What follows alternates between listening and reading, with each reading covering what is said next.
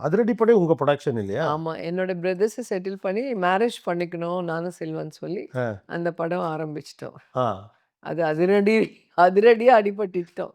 So 10 years ஆயிடுச்சு எனக்கு அந்த ஃபைனான்ஷியல் கிரைசிஸ்லேருந்து வெளிய வந்து, திருப்பி பிரதர்ஸ் செட்டில் பண்ணி அப்புறம் தான் நாங்க கல்யாணம் பண்ணோம். ஓ! ஸோ அந்த டைம் வந்து எங்களுக்கு ஒருத்தர் ஒருத்தர் புரிஞ்சுக்கிறதுக்கு ஒரு நல்ல நேரம் கிடைச்சது. ஏன்னா ஒரு கஷ்டத்துல தானே உண்மையான மனிதனோட குவாலிட்டி, கேரக்டர் தெரியும்.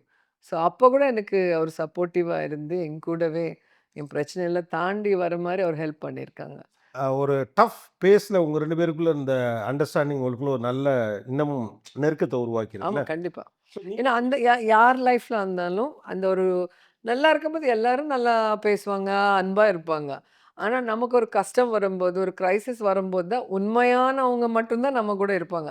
இல்லன்னா நம்மள ஏதாவது கேட்க போறாங்க ஹெல்ப் சொல்லி ஓடிடுவாங்க நெறைய பேர். ஸோ அந்த நேரத்துல தான் எல்லாரோடுக்கு யார் உண்மையான வெல் விஷர், யார் உண்மையான நம்மள நேசிக்கிறவங்கிறது நம்ம புரிஞ்சுக்கலாம். ஸோ அந்த மாரி ஒரு டைம் எனக்கு. அந்த டைம்ல செல்வா கூட நான் ட்ராவல் பண்ணது, லைஃப்ல எப்பவுமே விட்டு குடுக்காத அளவுக்கு 2 பேரும் ஸ்ட்ராங் பாண்டேஜ் ஆயிடுச்சு.